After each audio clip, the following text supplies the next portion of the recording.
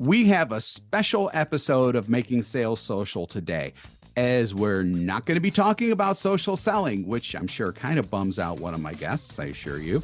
Instead, we're going to discuss being healthy as sales managers and as salespeople.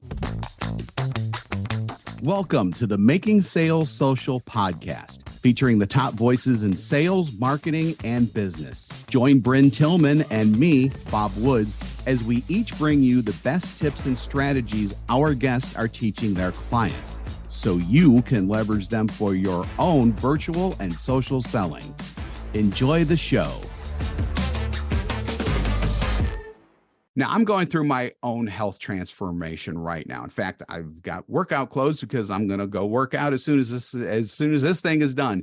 And I've got to tell you, it's not only making me a better salesperson and business person, it's making me better at life in general. And while all that is great and fantastic, and I love it, I personally think that the better at life in general part is actually the more important part. So with that, my guests today are Carson Heady, who by day is an award-winning author on sales and social selling. If you haven't heard, Salesman on Fire and The Birth of a Salesman series, you can get those on Amazon or wherever you buy books.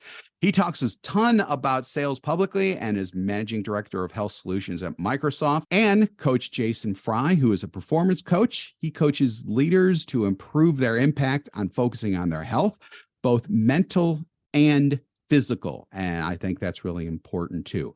Now, how did these guys come together? They're leading a movement and community called Healthy Sales Leader, which I think is just amazing because there's not enough talked about, I think, when it comes to the world of sales. And they're helping sales managers and salespeople alike to become more healthy. So Carson and Coach Jason, welcome to Making Sales Social. Appreciate your time. Good to be with you, Bob. Sure.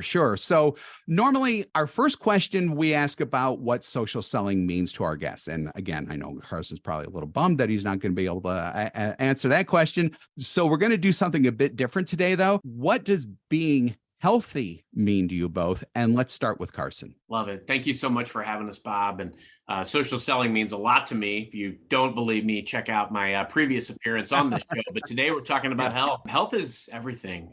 It is how we show up. And I don't want to steal any of Jason's thunder because I really like his reason for starting this movement, right? So, but for me as a sales leader, as a human, as a dad, as a husband, it helps me just show up better with everything that I do. Help me optimize performance, get ill less, and be my best self when it comes to leading a team, doing presentations, training, coaching, all of those things. So that's what health means to me as a sales leader and as a person. Yeah, and I definitely think that, we kind of talk about those almost separately, but they do go together, and they have to go together because if they don't, why are we here?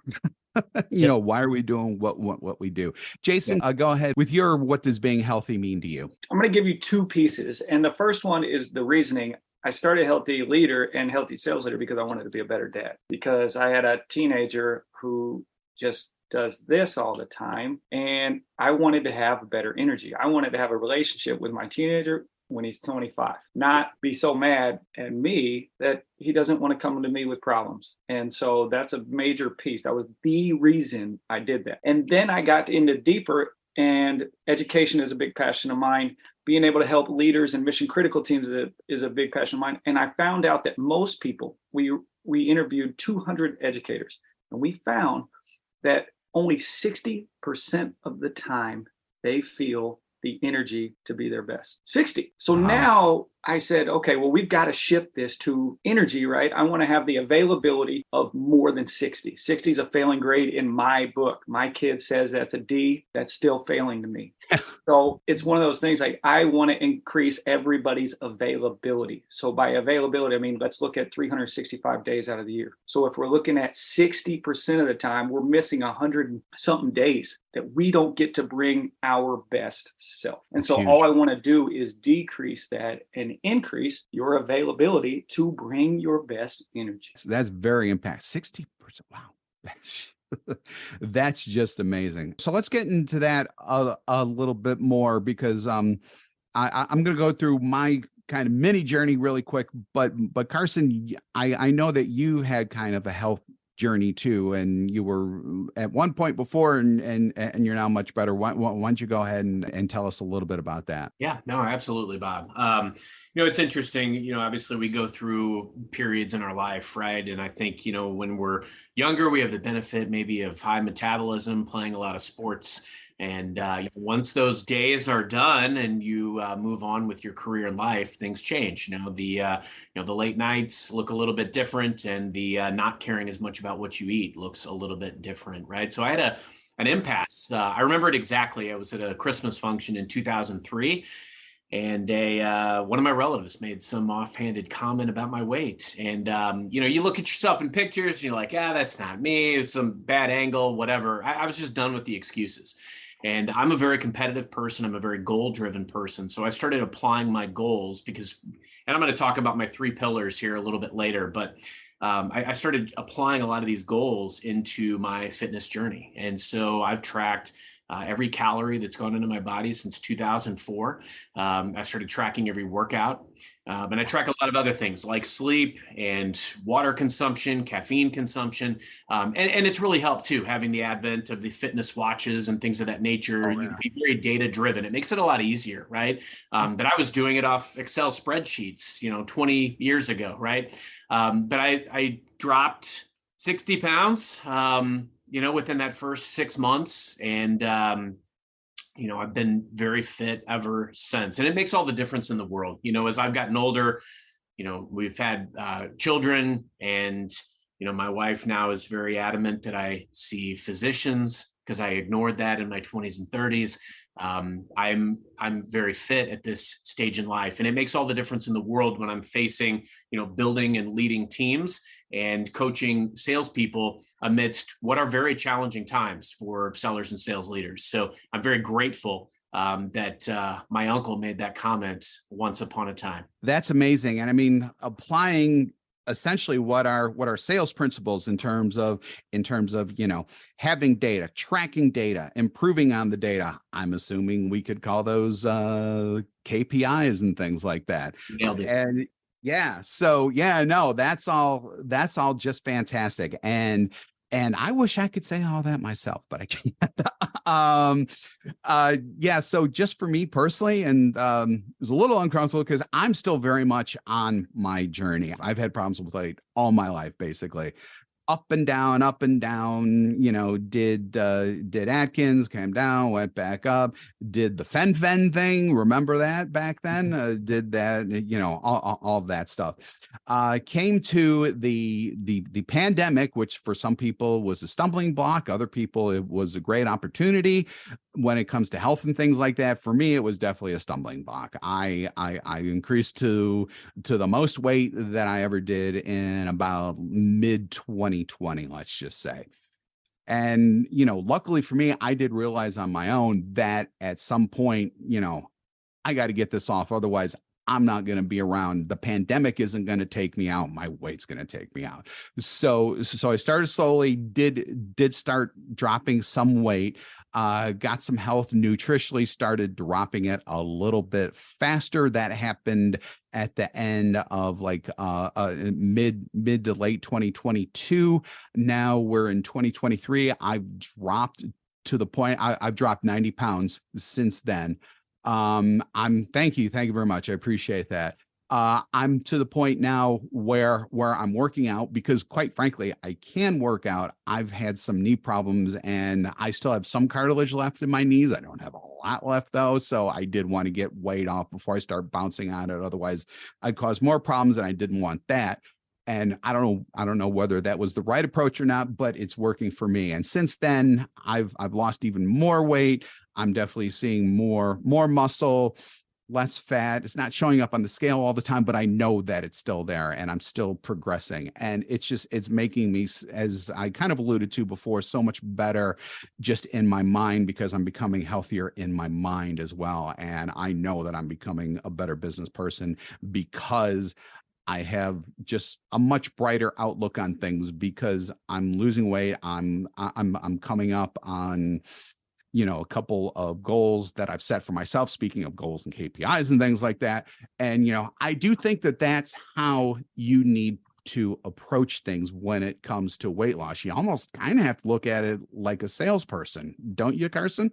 100%, Bob. And I'm so proud of you for your journey. I think it's so important what you've really resonated there. And you hit on what is really the first pillar of, what healthy sales leader means to me, which is that importance of setting those goals. Just like we set goals in sales, we can control, what are our inputs around health, having goals that are realistic. And I just, I kind of adopted a mantra a few years ago. Microsoft is very supportive, where I work, of being fit, being active. And there's a mantra, it's just move. How you move is going to be personal to you. And I don't want to get on the treadmill every single day, or I don't want to lift weights every single day. But, I've got in my office, I've got a step machine, I've got a standing desk, I've got weights in here. If I'm on a conference call where I'm not the main one speaking, find ways to integrate it into your day. Just move, find the way that's personal for you. That's amazing. Jason, you have anything to add to that? Yeah, it's really difficult. Mental and physical are the same thing. Every mental thing that happens in here is a physical process. It's actually the wiring, the neurons, all that stuff are firing. So those are physical processes. So the more we can think about, okay, well, my brain needs movement if I want to improve it. Yeah. So what Carson just said is it's move. The movement causes us to have better feelings, better relationships, better everything, better processes with our life just by simply moving. So even if it is a 30-minute walk or a 20-minute walk, heck, our thing is 7 minutes. Our goal is, okay, let's get started with 7 minutes. And we can do so much with 7 minutes. But the goal just becomes, it's time to move. And that's the major factor. So if we want to improve this, it's got to be a physical process.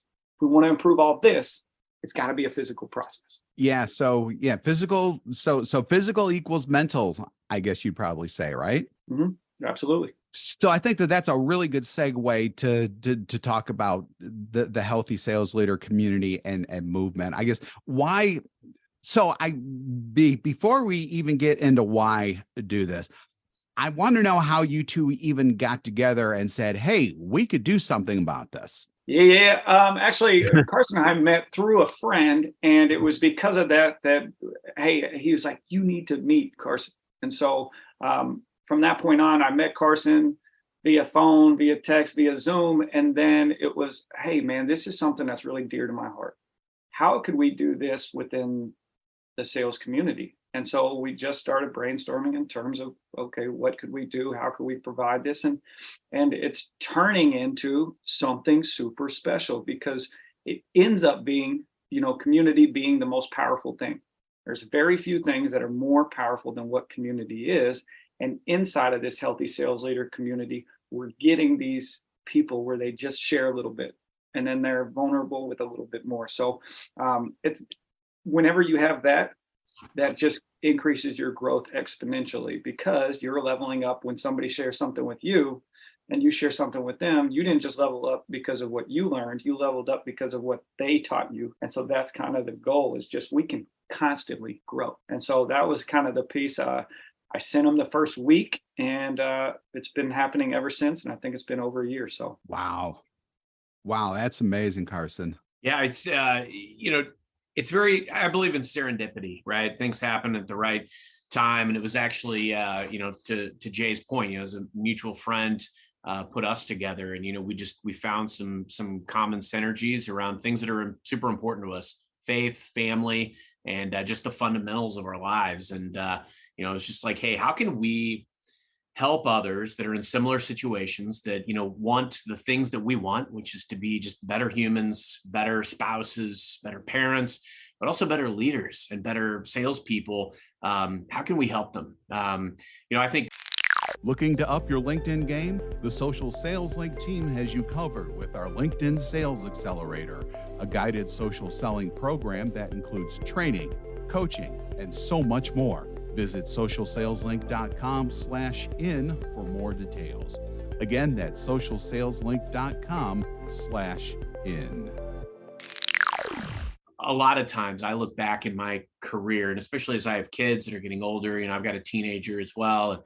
And I've got a sales team, and you just look back and you think about like, what do I wish I had known back when I got started? And this is one of the key elements, is that I wish I had known the value of health at that point in my life and in my career, because what a difference it would have made. Now, I'm glad I had that moment that happened 19 years ago. But at the same time, what could I have realized even sooner? And I think anything that we can do to impact and kind of impart this knowledge for other sellers and sales leaders, that's how we can continue to give. That's excellent. So I guess if you could just kind of sum up the goal, the ultimate goal of this community is what? Let's just imagine that sales is the ultimate goal. I want to be a better salesman.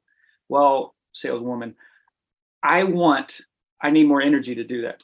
Yeah. Well, what do I need to do? I need to learn leadership traits that help me. I need to practice those leadership traits. So we try to do things every single day that can help improve you. If I would have learned 20 years ago, mine would have been put the oxygen mask on first. That's the same thing that everybody says on the airplane. That's the most important thing. Before you can help others, you have to help you. When you help yourself, you have capability to then help pick up somebody else. If you don't have the energy, you don't have the availability, and let's say it's one of your 40% days where you're not feeling it, you can't help. And I'm a faith believer. I'm Team Jesus all the way.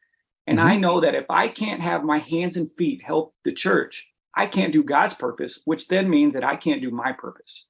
And so the whole goal within the HSL is to be able to have that type of energy to put me first and then serve everybody else. That's cool.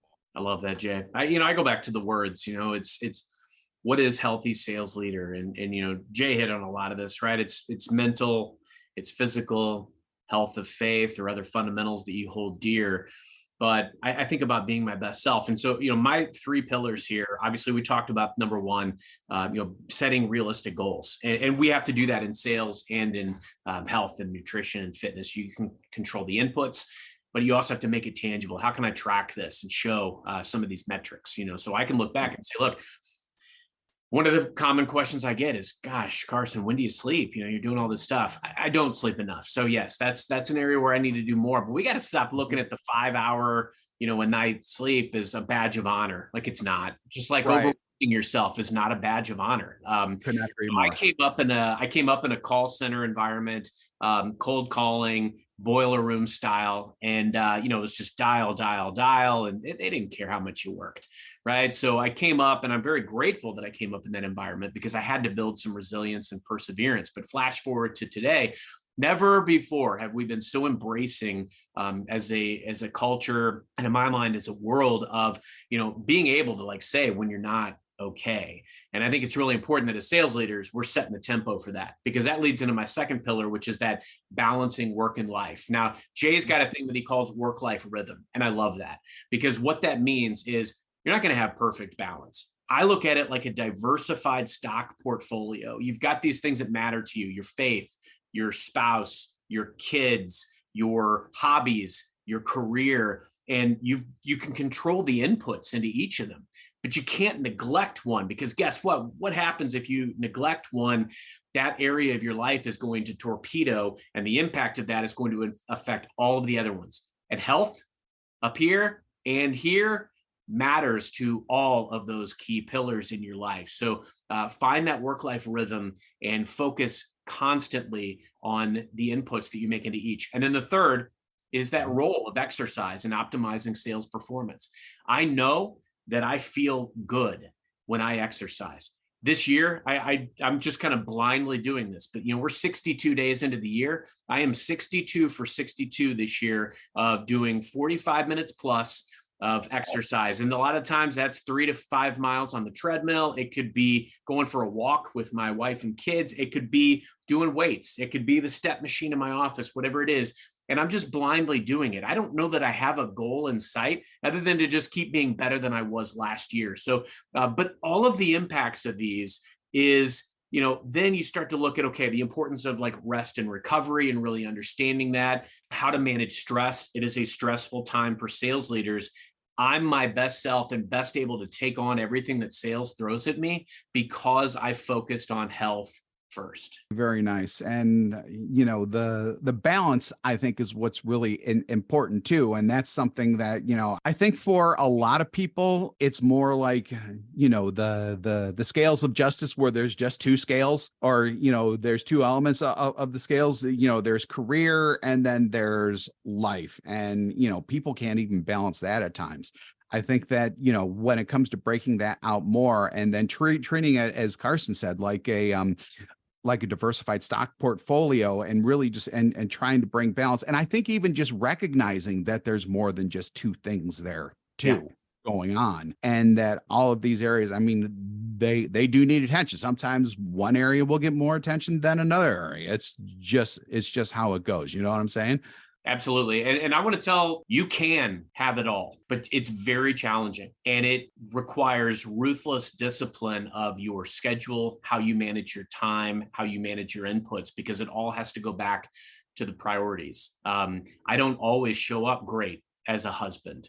I don't always show up great as a dad. I don't always show up great as a sales leader, but I'm always trying my best to make sure that I'm tending to all of those things. And sometimes, one day something may slip. So you know what? I got to course correct. And so I think as healthy sales leaders, as healthy humans, as humans with good purpose and intent, we have to look at these areas and be able to say to ourselves, hey, this is an area where I need to get better, or I want to get better. And I think it's important too that we talk during this segment about burnout, because it's very real. And I shunned this for a long time, my 20s, my 30s, my 40s, early 40s.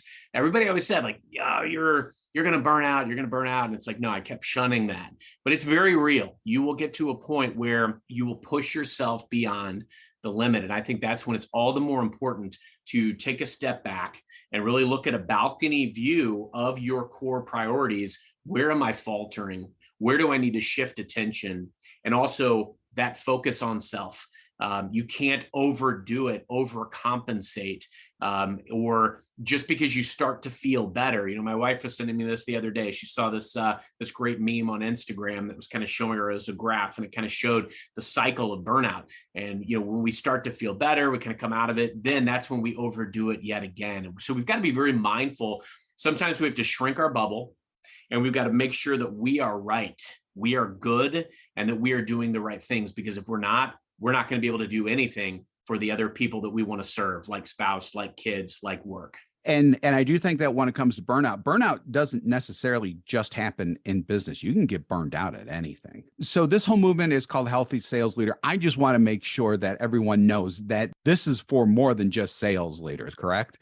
Absolutely. But Jay's got a whole program. I'd love to have Jay talk a little bit about his program. Healthy Sales Leader is a pillar, right? So we thought about this, and his great idea here was, what are the different groups that we want to serve here? So Jay, I'd love to have you talk about kind of the impetus for the group all up, but then maybe some of the other flavors, and then why Healthy Sales Leader was a valuable part of that mix. We built it out to be, it's a 6-month-long program. So it's every single day.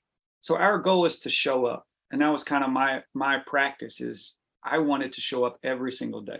And if I do that, then I can worry about getting the physical movements. Then I can worry about getting the leadership. Then I can worry about each day, whatever that focus needs to be, that I can help serve somebody else. We're all leaders. So it doesn't matter what title you have. It doesn't matter if you're at the bottom, if you're in the mailroom, you're a leader. Somebody's always watching, somebody's always following, somebody is always paying attention. And so it's our focus is to go, okay, well, if I'm the mailman, if I am the French fry maker at Mickey D's, I've got to learn how I can be the best at that. And if I don't pay attention to me and my health, then I can't do it. So our focus becomes, okay, well, a CEO needs to be a great leader, hands down. Okay. And then the people he leads, he needs to do an amazing job at leading them. So then that trickle down effect goes even bigger for the company. And then those leaders train the managers, right? So it's always the top dog's job. If they do a poor job, then so-and-so does a poor job, and then it goes down. And the same thing. So if the frontliners don't have a way to lead their best selves, then they're the face of the company. The CEO gets the backlash, but who you have underneath you talking about your company,